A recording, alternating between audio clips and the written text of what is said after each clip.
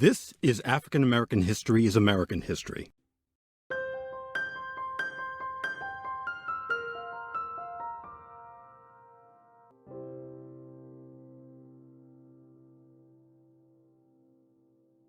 The infamous Five Points neighborhood earned its name from the chaotic intersection of Park, Worth, and Baxter streets. This area was framed to the west by the bustling Center Street, to the east by the lively Bowery, to the north by the ever-busy Canal Street, and to the south by the affluent Park Row. It was built on low-lying land that was once the Collect Pond, a freshwater lake that became polluted with industrial waste. The pond was filled in to create buildable land, but poor drainage resulted in a breeding ground for diseases. Five Points quickly gained a notorious reputation as a hub of vice and excess. It was marked by overcrowded tenements and dilapidated buildings, where squalid living conditions and high crime rates created an atmosphere of danger and despair, especially at night.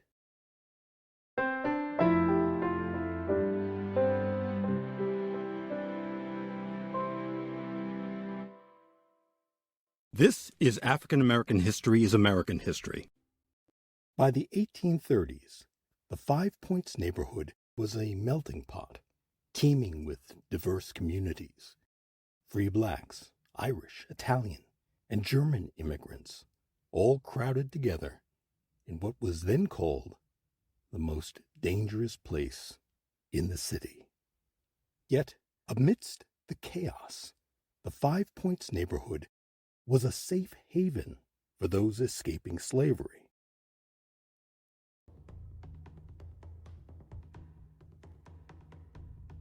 In 1863, from July 13th through the 16th, in Lower Manhattan, the New York City draft riots took place. In addition to a staggering death toll, the riots had caused millions of dollars in property damage and made some 3,000 of the city's black residents homeless. Worse even than the 1967 Detroit riots and the 1992 Los Angeles riots, the New York City draft riots remains the largest, deadliest, and most racially charged urban disturbance in American history. The New York City draft riots began after white working-class men became enraged with new laws passed by Congress that year to draft men to fight in the ongoing Civil War. What began initially as a lawful protest intended to express anger at being drafted to fight for free slaves quickly turned into a full-blown race riot. White rioters began attacking innocent black people, and the violence spread throughout the city. The death toll was estimated at well over 1,000.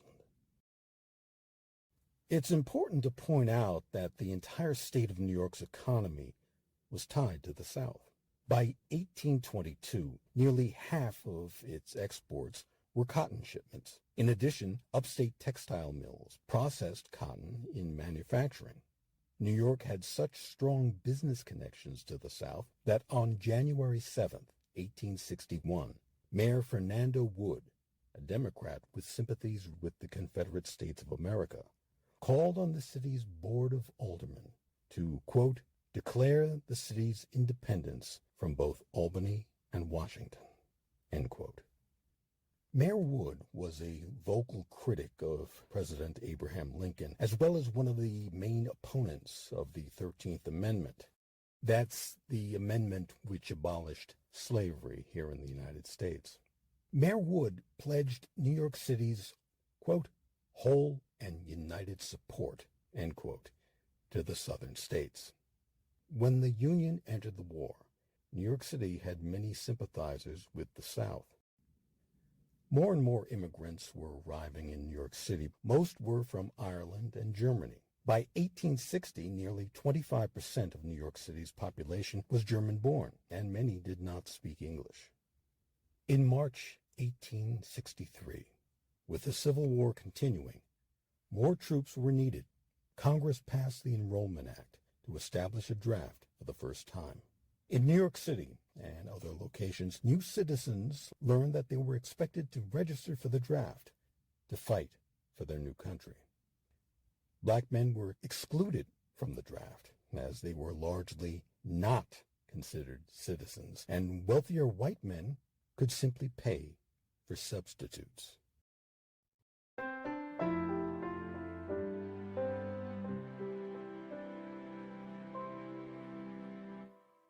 This is African American History is American History. On July 11th, 1863, the first drawing of draft numbers in Manhattan occurred peaceably. However, when the second drawing was held at 10 a.m. on Monday, July 13th, 1863, 10 days after the Union victory at Gettysburg, things quickly got out of hand.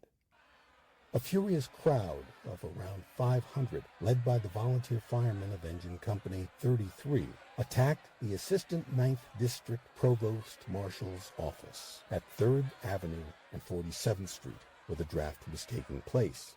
The crowd burst through the doors and set the building ablaze. When the fire department responded, rioters broke up their vehicles. Rioters cut telegraph lines. Others killed horses that were pulling streetcars and smashed the cars to prevent other parts of the city from being notified of the riot. Police drew their clubs and revolvers and charged the crowd, but were overpowered. The police were badly outnumbered and unable to put down the riots, but they did manage to keep the rioting out of lower Manhattan below Union Square. Over the course of 4 days, angry mobs of white New Yorkers roamed the streets of the city, from City Hall to past 40th Street, setting fire to buildings and killing innocent black people along the way. Abraham Franklin was one victim. This 23-year-old black man had hurried to his mother's house at 27th Street and 7th Avenue as soon as he heard the news of the downtown riot. The rioters swept uptown to 27th Street, crashing through the door of Abraham Franklin's mother's apartment. They beat him and hanged him, forcing his mother to watch. The mob was incensed. People testified of how the mob used pickaxes to break through doors, how they chopped through the water pipes so any people hiding in the basement of the buildings would be drowned, and how they threw a baby out of a window to its death. Close to 500 white people violently attacked the Colored Orphan Asylum, which first opened in 1836 and by 1863 had become a New York City institution. The orphanage, located on 5th Avenue between 42nd and 43rd Streets in Midtown Manhattan, housed an average of 400 children annually and was mostly managed by women. The mob cut down trees with axes and uprooted shrubs in what had been a carefully tended garden. When they were done, the mob burned the 4-story building to the ground.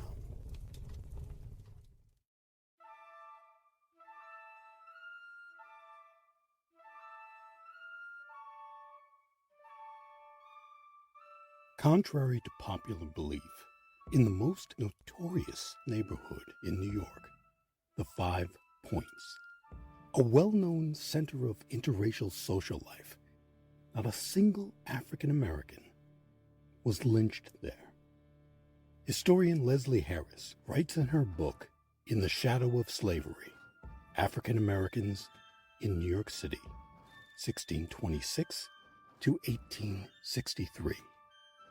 Quote, ironically, the 5 Points was relatively quiet during the riots.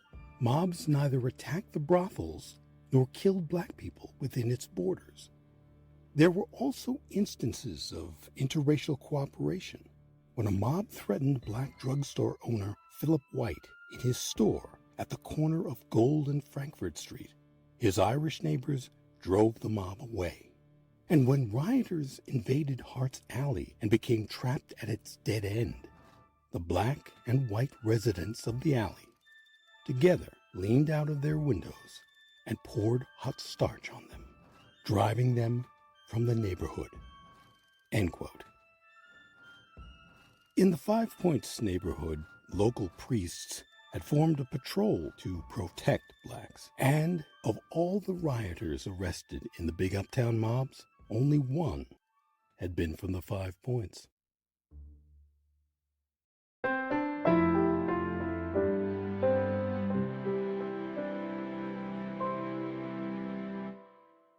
This is African American History is American History. After the draft riots, the black population of the city dropped by 20%. By the beginning of the 20th century, many black residents of the 5 Points moved to Harlem, which would become a center of black culture, art, and music. Some black residents also moved across the Harlem River into the South Bronx.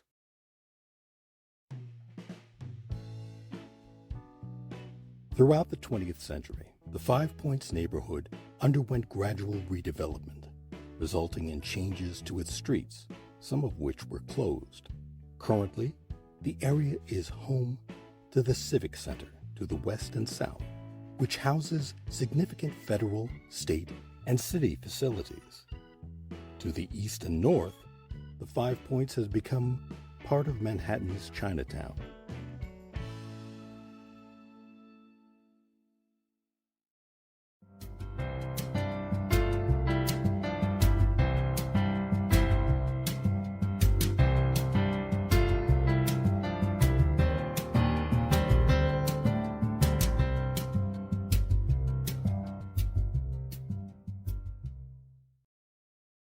This has been African American History is American History.